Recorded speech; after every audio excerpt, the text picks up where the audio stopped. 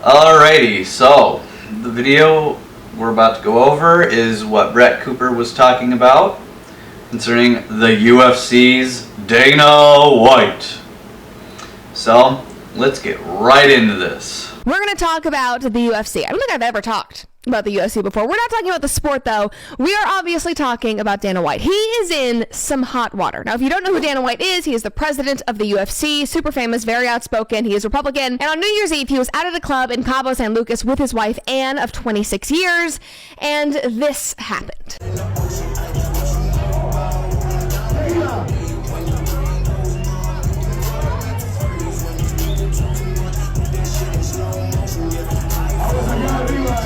So, this has 18.5 million views at this point. People are freaking out. They were at this club in the VIP section up in a box so people could see them up there. I don't know if this person was just recording them because they saw that it was Dana White and they wanted to film it, or if this was already going on. We don't really have a lot of context at this point. Dana White has not given any extra context. We don't have any other videos. I'm sure in the next couple of weeks, somebody who is going to finally wake up from their New Year's Eve hangover and realize that they have a video of him. Maybe they will post something. I have no idea. But at this point, all we see is his wife, Anne, hits him, he hits back, and they start scruffling. And the internet is fired up. Now, people already hate Dana White because of his controversial statements and being Republican and running the UFC, which many of the softer people in our society do not like. So this is not doing anything to help his reputation. Yes. I actually remember seeing this when this was first initially a big deal. Obviously, it's going to make it my way, no surprise. But I don't really invest myself too much into celebrities, or even if I'm really big into the company or into the sport or whatever, I don't fangirl, fanboy, stan, whatever you want to call it, over these individuals. So to me, it was just whatever kind of thing to me. However, I did have my thoughts on it, which I didn't really say much on it, but it was one of those situations where she hit him first. He had every right to hit her back. If you don't want to get hit, don't hit somebody first. Plain and simple as that. It's called self-defense. It's called dignity and self-respect. If you're going to hit me, I don't care if you're a female or a male. I'm going to hit you right back. I'm going to be defensive. I am going to defend myself to my full capability upon you trying to hit me or you successfully hitting me. I'm going to go all out on you, and I'm going to make sure you never do it again, or even think about doing it again. That's just how I am. That's how Dana White is. Don't fucking think you can get away with that shit. You're not going to abuse me. You're not going to bully me. You're not going to get away with it. Plain and simple as that. Actions have consequences, as Dana White's wife found out. If you hit Dana White, he's going to retaliate with physical violence in return for your own physical violence. That's all there is to it. However, I knew that due to how there's so many of these extremists, generally on the liberal left or whatever you want to call it, that they're going to make it all about, oh, men are so abusive and blah, blah, blah, blah, blah.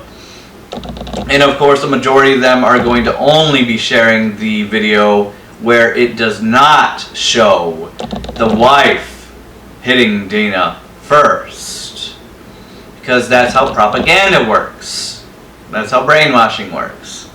And it's easy to trick your ignorant crowd of naive idiots when they don't go out of their way to do their own research in the first place. So it only makes sense that feminists will use only the video of cutting out where she hit him first.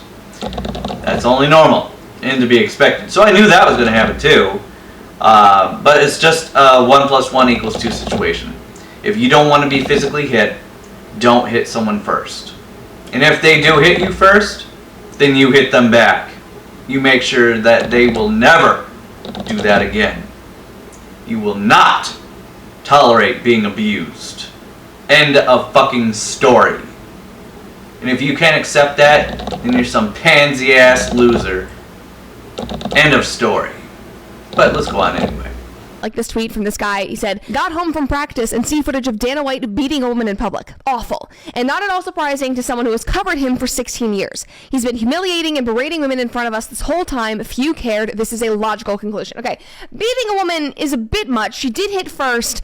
Again, I don't know the context, but that seems a bit, I don't know. I mean, many people have conveniently posted the clip with her hit cut out of it, so you just see him like slapping her and then like grabbing her, which obviously paints a very different picture. But anyway, somebody else replies. See, even Brett Cooper agrees with what I'm saying about, conveniently cutting out the part where she, the wife of Dana White, hits Dana White first. Derp.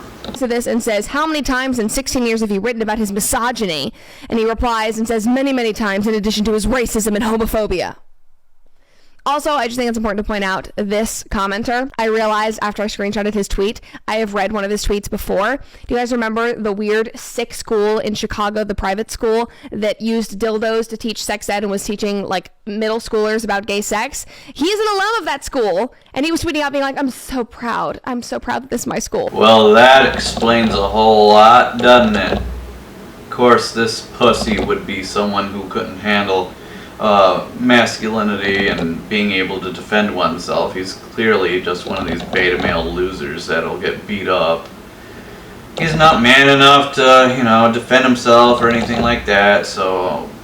And on top of that, he's fucked in the head apparently too, so no surprise. I've rarely been as proud of my school, FWP, as I am now, seeing them teach, number 1, sex ed, number 2, sex ed that doesn't assume heterosexuality, and 3, seeing that they are showing kids from a young age that queerness is nothing to be ashamed of. Anyway, he's back in the comment section apparently. Now, Dana White and his wife have already made statements and apologized. They were very, very quick to do that. They talked to TMZ, I think, literally the next day. They said, we spoke to Dana about the incident, and he admits that he and Ann had been drinking heavily, but quickly adds that that is no excuse for him getting physical. He told us, you've heard me say for years, there's never an excuse for a guy to put his hands on a woman, and now here I am on TMZ talking about it. Meanwhile, Ann tells TMZ Sports, Dana and I have been married for almost 30 years. To say this is out of character for him is an understatement. Nothing like this has ever happened before.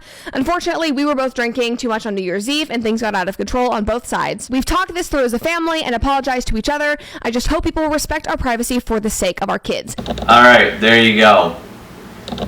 Quite frankly, that's all you need. I'm not personally friends with Dana, neither are you. That's all that really needs to be said. They've come to a conclusion, they admitted their faults, they admit it's because they were drunk. Bada bing, bada boom. But still, what I said is still relevant, still stands. If you hit someone, expect to be hit back. Don't play the victim. You earned being hit back. Until next time.